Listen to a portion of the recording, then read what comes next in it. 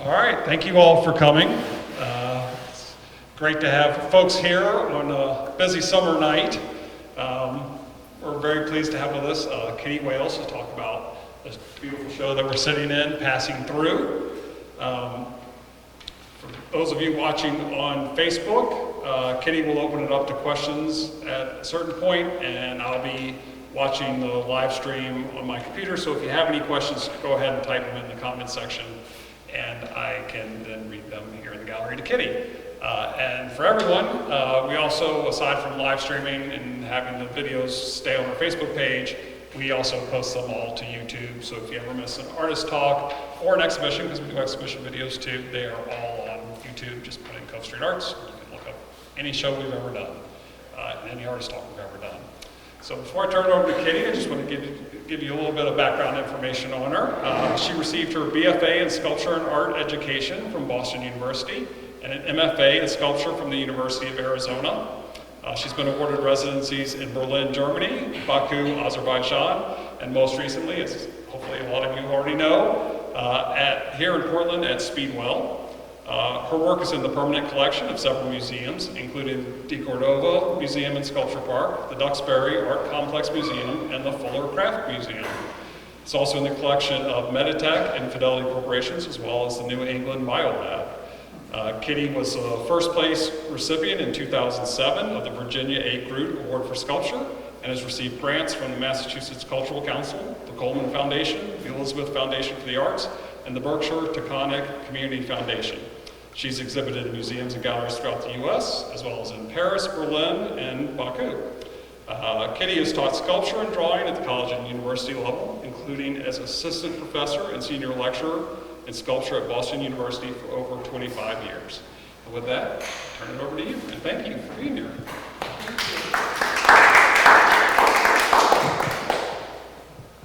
Does this work? Can you hear me? I'm delighted to be here. Thank you, John, for that introduction, and also to Kelly for inviting me to show here, and especially the Cove Street crew, who were so helpful and wonderful to work with. So to talk to you today, I wanted to give a little bit of background before we talk about the work that's in the show right now, because some of these led up in various ways to the work that I'm doing now. So a little background, I studied anatomy in college, mostly the figure. I was really interested in the form and function of anatomy, gesture, and how things move. So I was really fascinated with that. I was tired of working with the figures, so I switched to animals. And as I started out, I wanted to do installation work where I would take over a room and create kind of animal landscapes. So one of the things that I had done at university was direct observation, which was something I really enjoyed doing.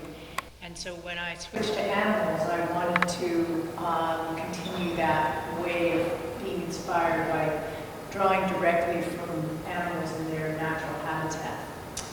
So the first, one of the first animals that I did was the goat.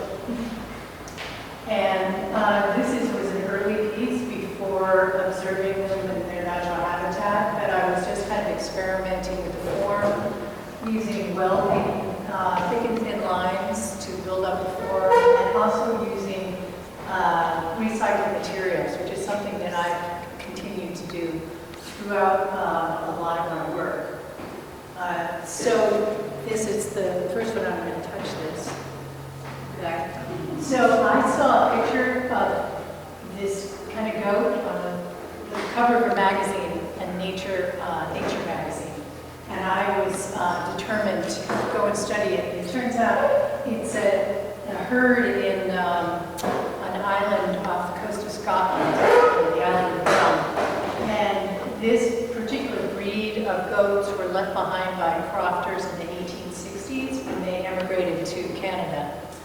And they were bred for their meat and their milk, but also for their hair, which was made into wig barristers and landed gentry in Glasgow and Scotland in those days. So I thought it was really an amazingly intriguing animal. And the other thing that was interesting to me is that it adapted, having been left behind by the crofters. It adapted by adding seaweed to its diet and also seeking shelter in the caves on the rocky shores. I ventured into some of those caves, and they were really astonishing. Particularly the smell was astonishing. So the animal landscape that I created was to give the effect of their survival skills and adaptability. So they were made out of a steel armature, which is something I continue to do, is work with steel to create the gesture and the form out of thin lines, and then cover it with exploded tire treads and mufflers. So this is pretty heavy-handed, I think. If you look at this, it's very apocalyptic.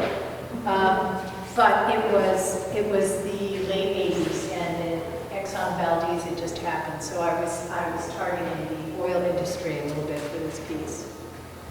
Another animal that I studied was the longhorn cow in Texas, and particularly Magnolia, Texas, in the ranch owned by a woman named Dory Ding, who was very famous in Texas for her amazing herd of longhorns, and also that she was Mrs. U.S. Savings Bond 1974. She was really wonderful, and I was able to study the cows in the pastures, and I was so interested in how these animals would handle these huge horns that would go out almost 7 feet. This seemed kind of impossible to, how did they maneuver, and there was just a sense of an impossibility with that, with these appendages. But they did really seem to be fine with those. And it was just interesting to try and build a piece like that. This took about 4 years to figure out how to make such a big animal. But again, hitting thin lines with steel and then using expanded metal, which is the metal that you can see in patio furniture that you can see through. It's got diamond perforations. Because I was interested in seeing the interior of the cow, sort of in the abstraction within there.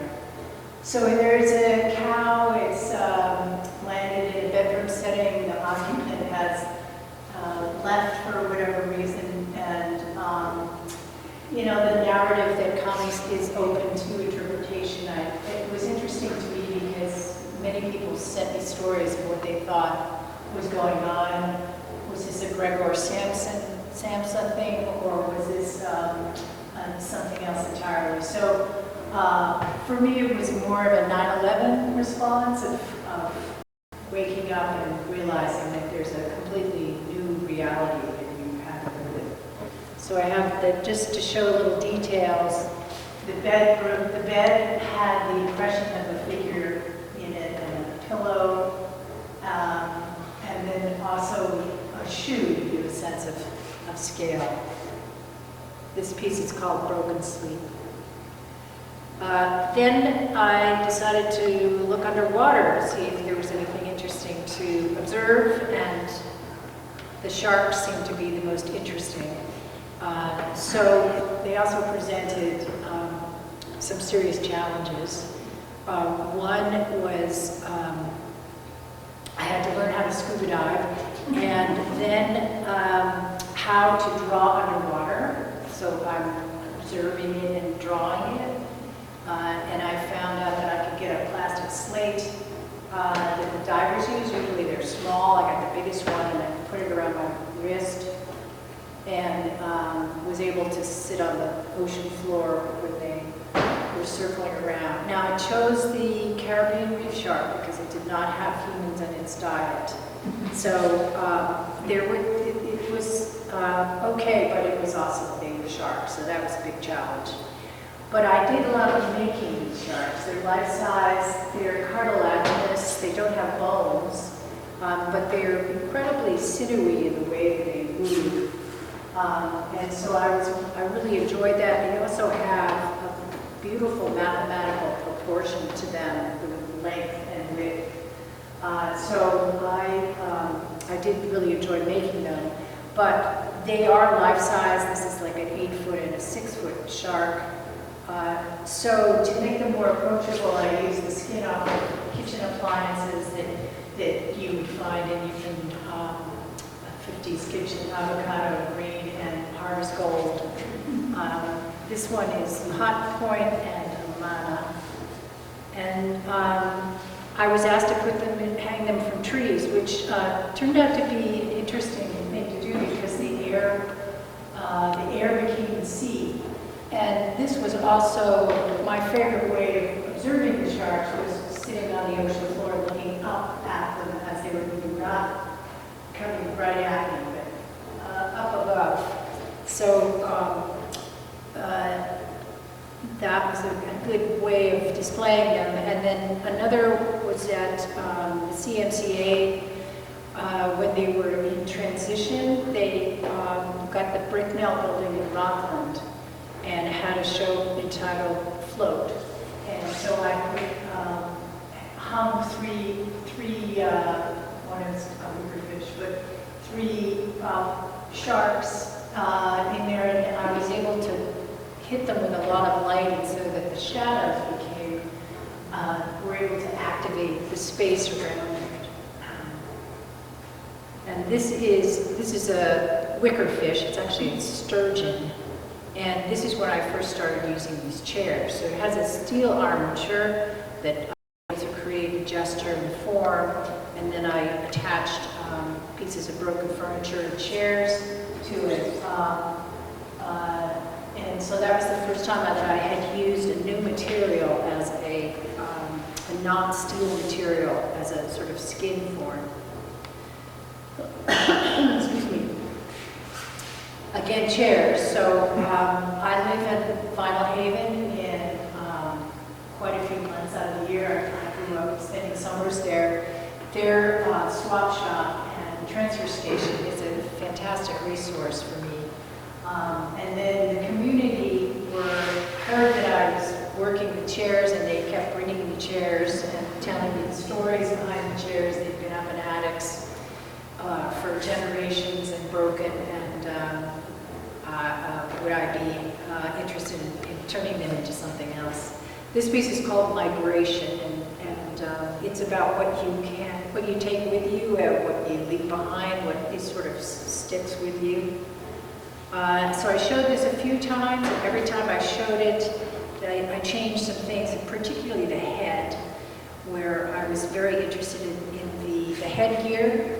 I'll show you in a minute what inspired the figure that inspired this, but I also thought on her journey she needed a companion, so I added the dog and extended his tail to walk with her.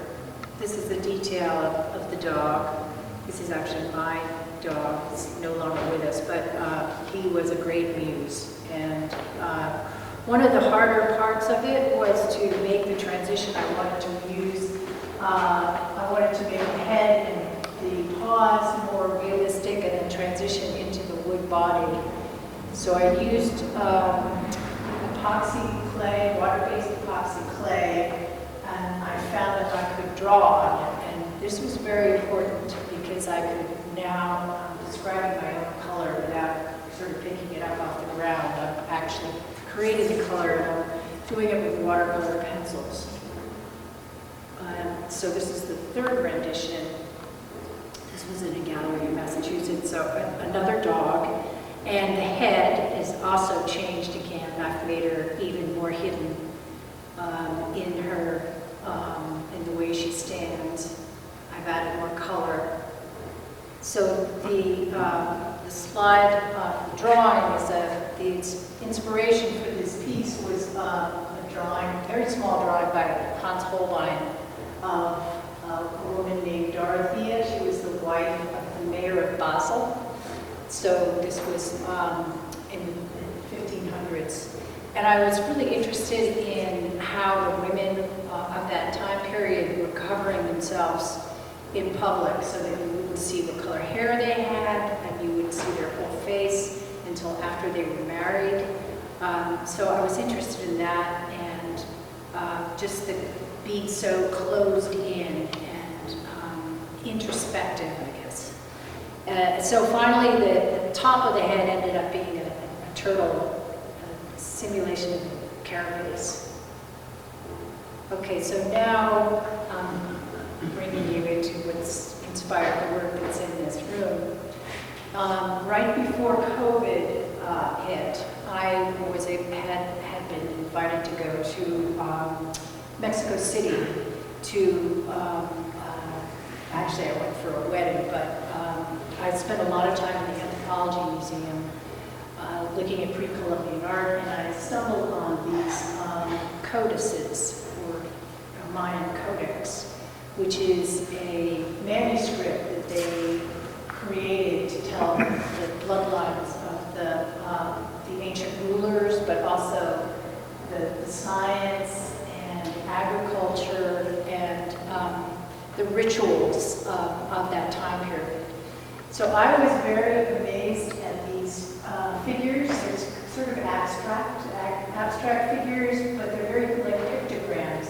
And I was interested in their shapes, both that they have a lot of appendages coming out, and a lot of symbolic forms within their bodies, and decorative elements all around it. So the other thing is I really like their palette, subdued primaries.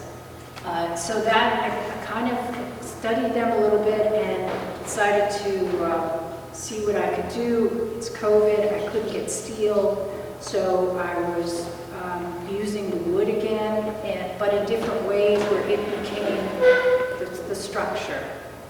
So this was one of the first pieces that I did, and you can see that it's really a closed form. It's very much like the outline, and then these forms within it that are giving some sort of a narrative. And then also the color hopefully was providing a kind of a composition to it. And I'm adding within these forms household objects, domestic objects that have been altered in the process of making. They're made out of paper pulp, but also epoxy resin, because that's a nice hard surface. Whatever I can do to make them so that I can draw them with watercolor pencils. And so they would be there's an arrangement of forms within them that perhaps tell sort of like a one-act play.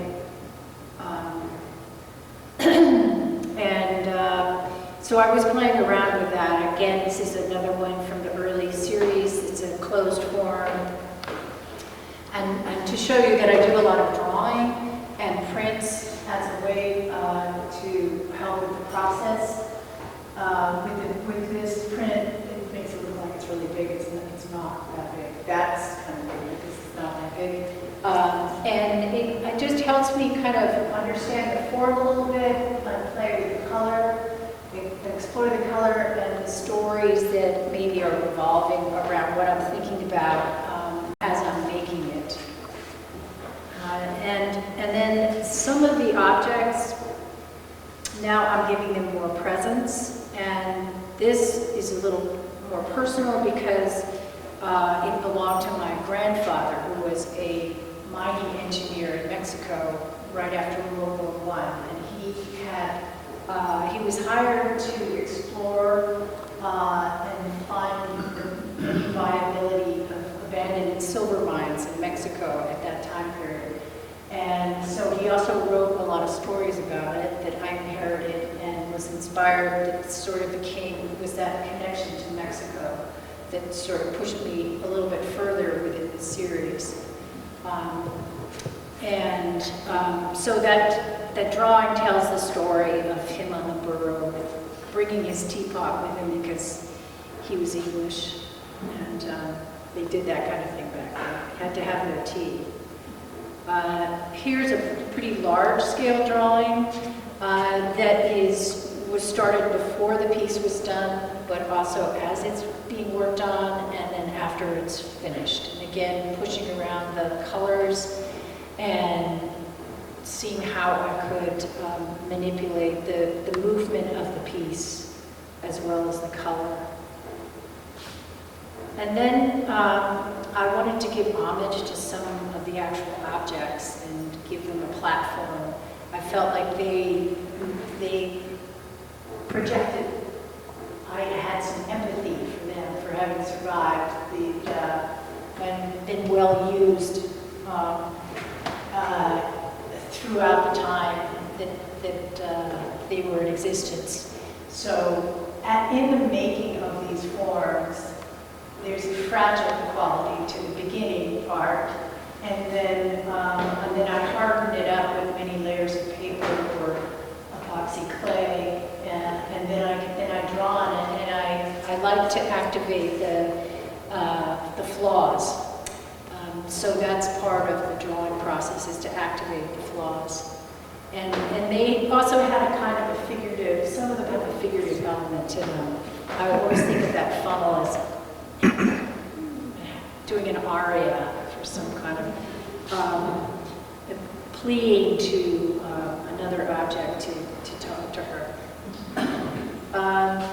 And then from Speedwell, this was really terrific to have a residency there in that space. My space in Belfast and in Biohaven, I have a studio.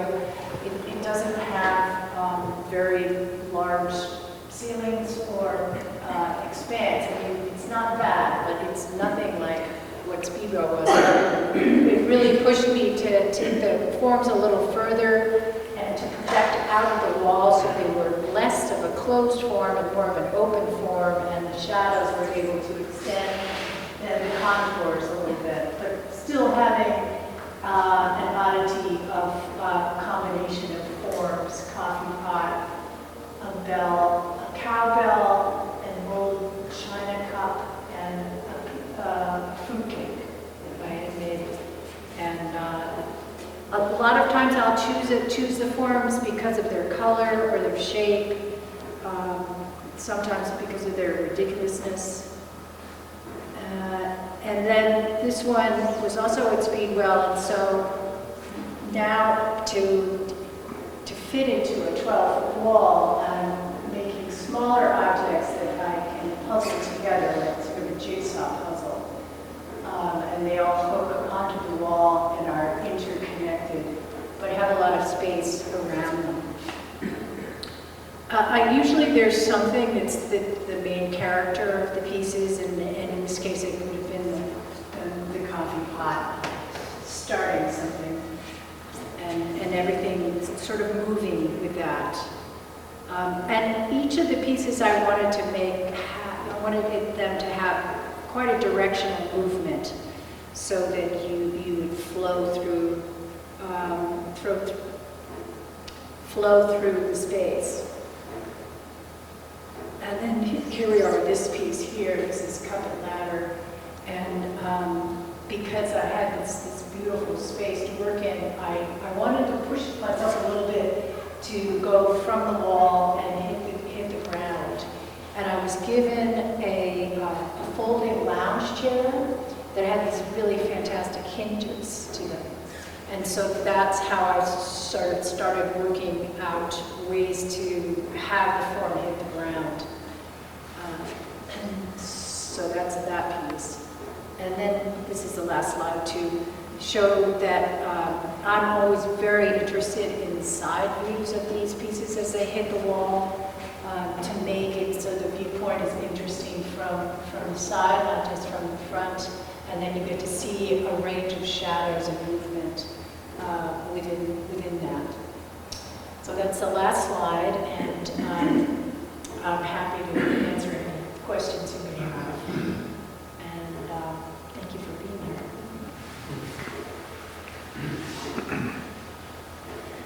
Roy.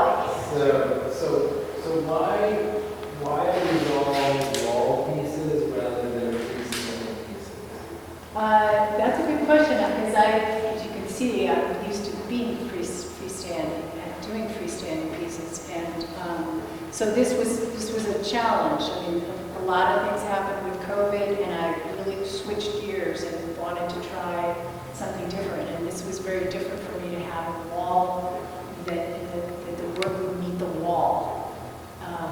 I always have an interest in sculpture and how something hits the ground or the wall.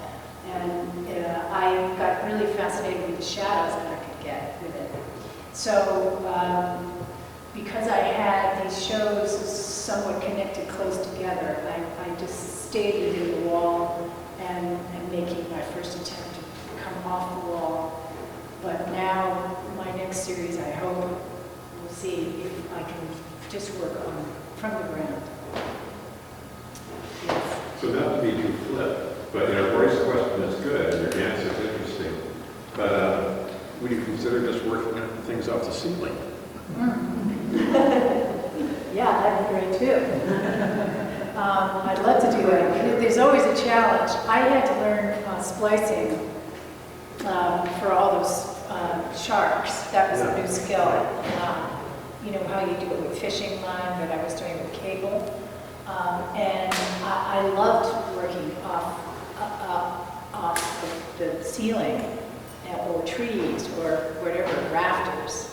But I did that for a long time, and it's challenging. The process is, you get pulleys and cables and thimbles and all sorts of things. So it's kind of nice just having a hook and hooking something onto a wall. It's quite a pleasure compared to that. But you never know. Do you have, you use hard materials, pieces of wood and maybe metal, whatever, but then also create hard materials with the paper pulp and with the epoxy. Do you have any kind of rule for yourself as to how much of one or the other you can use in a piece? Or, I mean, how do you look at how those marry, how you think those really together? That's a really good question. Well, one of the things that I do in the beginning pieces and then carry on is that I'm really thinking about kind of shelving units or places where I can tuck things in. So when I'm able, some of them come out sort of naturally in the way that I'm assembling the framework, but other times I have to create the shelving unit. And then I think about what is going to be on those shelving units and how they'll relate to each other. And you can see some of them have a lot of objects and some have just one. And it all really depends on how the framework comes about and where something could appear. If that makes sense. So you start with the framework in mind, having maybe knowing kind of what you want to add on it, but then you fill in from there and change as you go. Like Exactly, yeah. And I actually never know what I'm going to put on it. The framework is the thing that tells me what to do. And that also changes often. So it can be flipped upside down or sideways until I feel somewhat satisfied with an interesting form. But that's a good question. Lily? So I'm interested in your relationship to dunks. There was a time when you could get a lot, right? But now transfer stations, and I'm wondering, do people bring you things? There's so much that you've got that's clearly not something that you can just go out and acquire. I know you make a lot of these shapes, but there are other things in there that seem to have, you couldn't go to a used furniture store and get that you No, and part of the joy of working with this is the someone coming to me with a chair that they are so sad that it has broken, it's been in their family, it has all these stories, and it becomes the impetus for the start of the piece. And then I'll just work like with drift, that piece there, that head piece. I thought of the whole form as being kind of a reclining figure. So someone from Lyme Haven gave me a chair that been in their family for a long time, and they were really upset when it had broken. So I gave it a lot of thought of how I could give it a new life.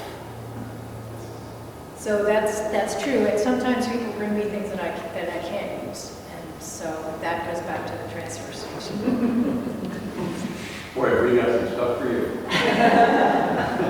Well, everybody does. That's what happens, and there's such a humanity to the chair, to furniture that certainly goes into the stories that I'm making. Is there a weight to that responsibility? People who give you these things. Well, sometimes the weight is too much, and I can't do that. Someone gave me a chair that was a really amazing chair, and I just used the upholstery, like with that piece. I just used the upholstery of this really, really old chair, and then that became the palette for the piece. But I still have the chair. You ever saw the drawings? Those are beautiful drawings. Oh, thank you. I mean, along with the piece. I have in the past. Yeah, I have in the past. I don't always show them, but I do really like to make them, and they're much more practical to hang in someone's house.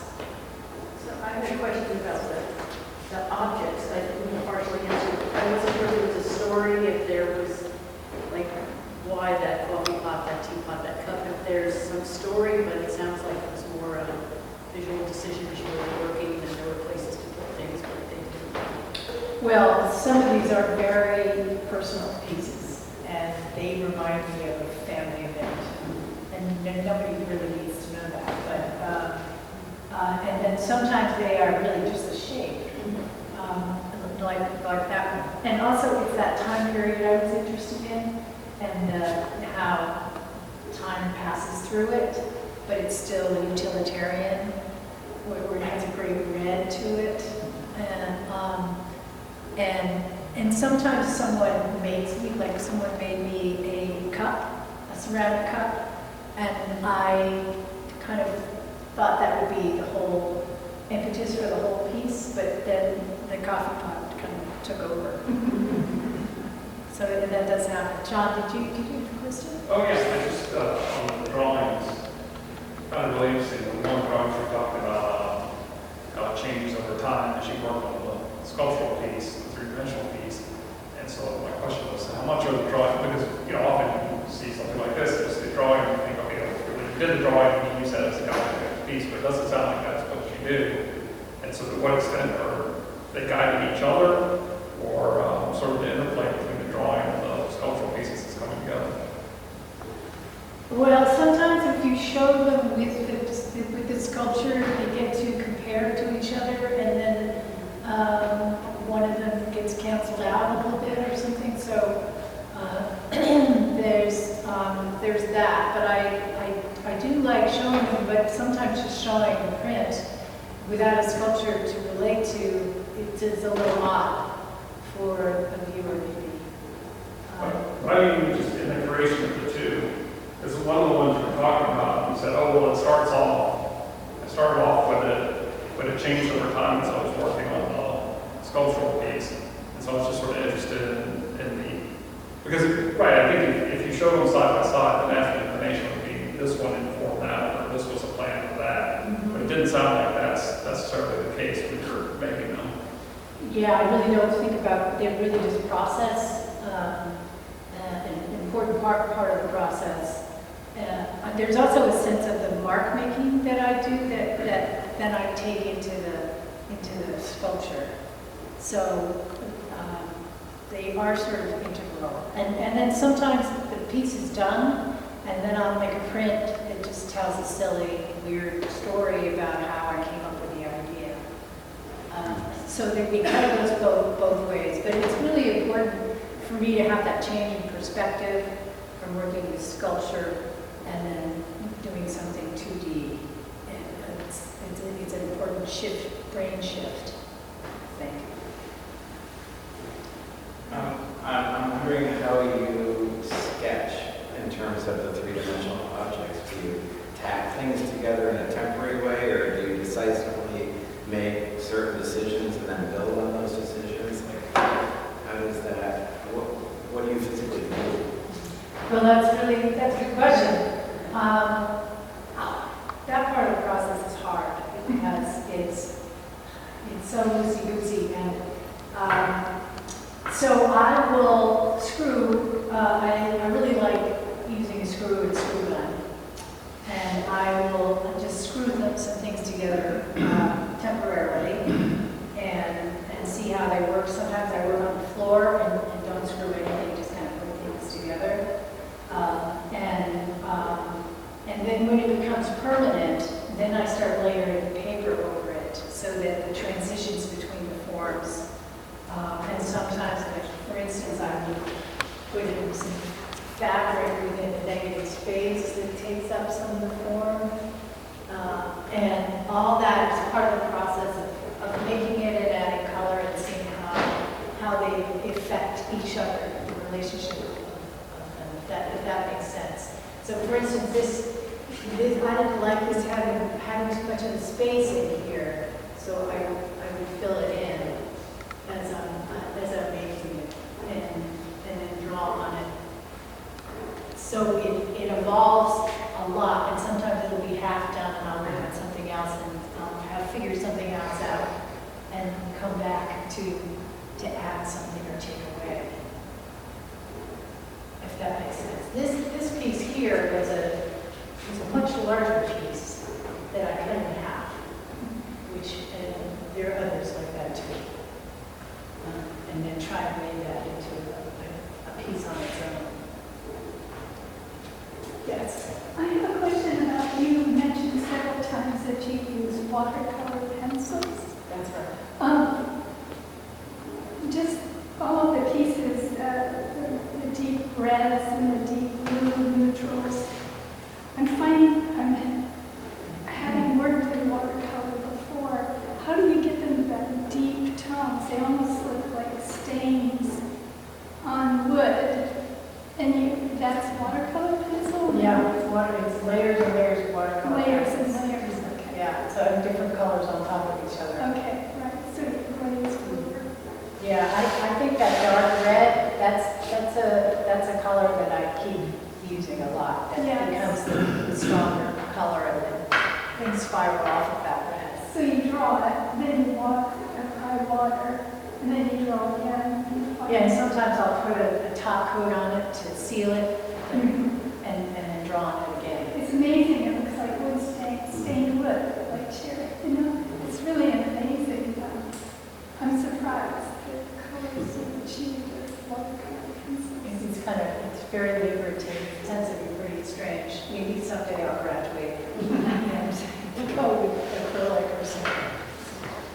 But so far, I haven't done that. You have a question? Do you have a stash of small objects that you make in advance and choose from? Or do you do them as you do each piece?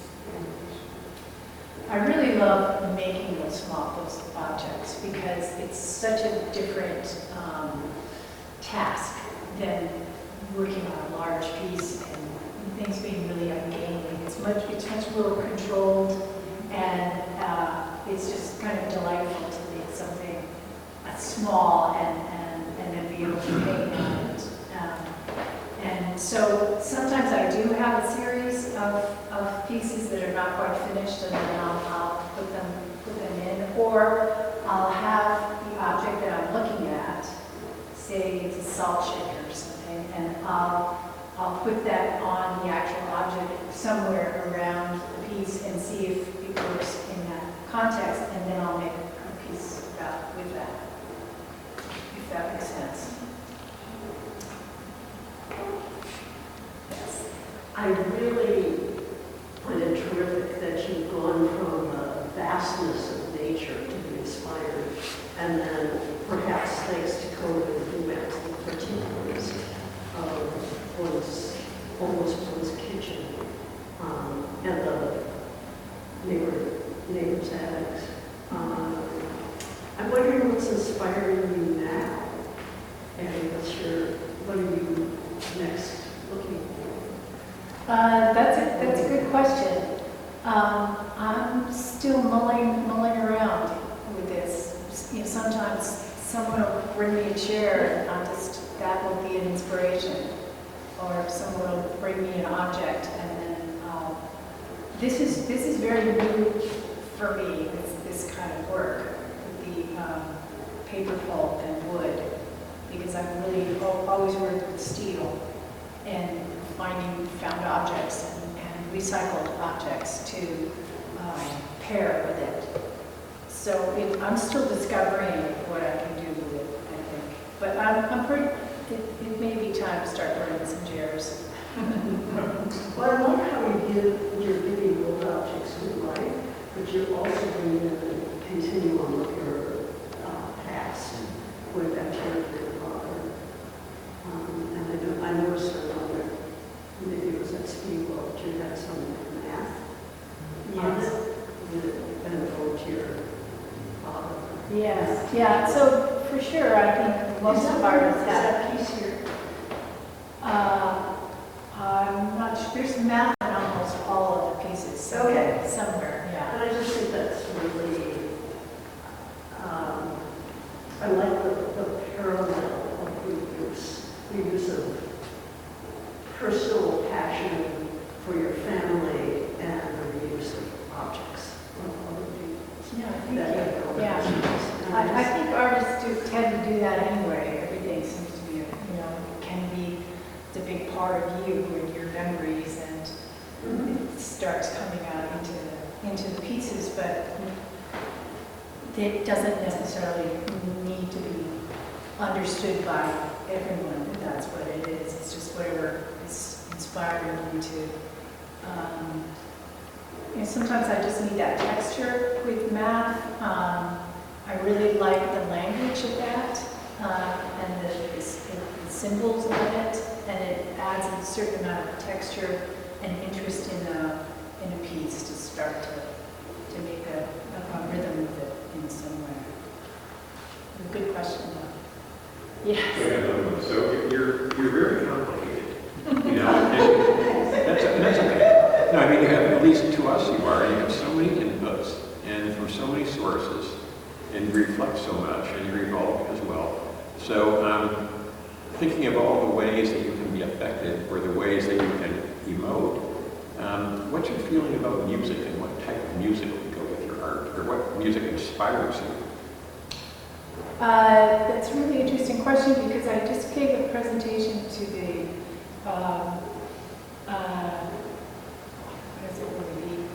Seal Bay Festival. It's a classical music, and they had a visual artist talk. And so I gave them a presentation, and they asked me about sound.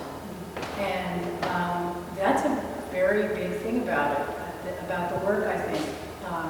I listen to classical music and opera, anything that no voices. And I do feel that there is a kind of a rhythm or a melody that could come out of the work. I also think sometimes, because they're kind of contractions, what it would sound like if you left the room. And would there be a sound that they would make if you left the room? So could we suggest a classical composer that might fit with your piece?